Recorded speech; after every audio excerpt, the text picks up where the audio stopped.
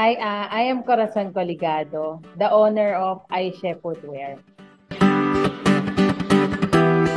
Ang business po namin is mga tsinelas, mga shoes made up of espadrille.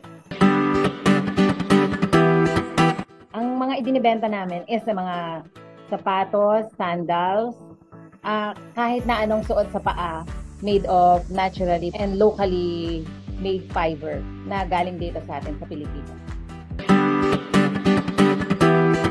Bago kami magnegosyo, isa akong nurse sa Laguna Provincial Hospital na nangarap din mag-apply sa abroad pero hindi ako pinalad.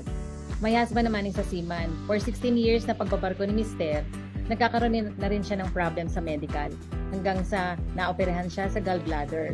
Nakatanggap siya ng halagang 50,000 from the company.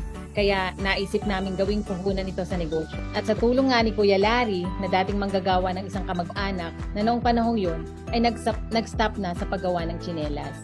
Siya ang nag-encourage sa amin mag-asawa sa negosyong ito.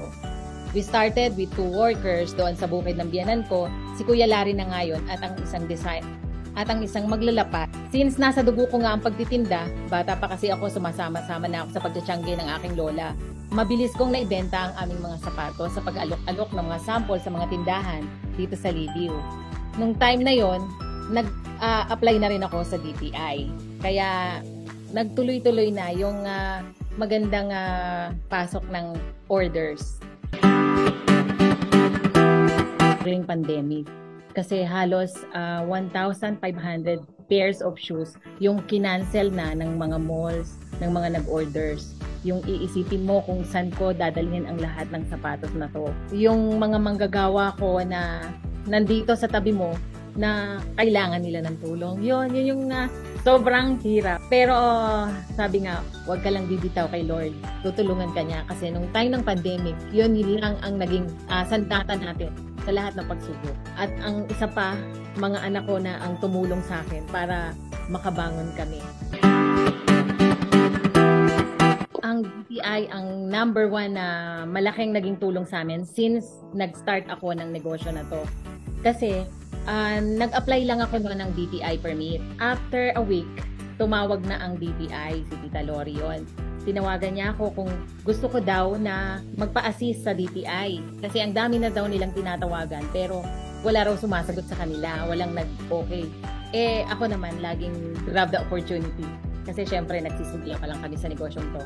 So sabi ko, sige go, sasali po kami. Yun yung unang-unang bazaar namin sa Calamba, Araw ni Rizal, dun sa plaza. So natuwa naman sila dahil bumenta kami ng mga panahon yon. After nun, dinadala na ako ng DTI sa mga convention, ng mga teacher, ng mga DepEd. Tatawagan ako, oh baby, pwede ka ba magtitinda dito sa Los Baños, sa mga resort doon? O go kami, mabilis kaming nakakatakbo. Hanggang sa nadala na nila ako sa regional trade fair, sa Mega Mall, dinala na rin nila ako sa national trade fair sa tulong ng DTI. Yun yung unang-una kong export sa National Trade Fair Show. Naka-export kami sa Panama. Yung secret lang naman ng negosyo kagaya na ito, natulungan kami ng DTI. Makikinig lang kayo sa kanila, makikinig lang kayo sa DTI kung ano yung itinuturo sa inyo, susundin nyo para magtagumpay kayo.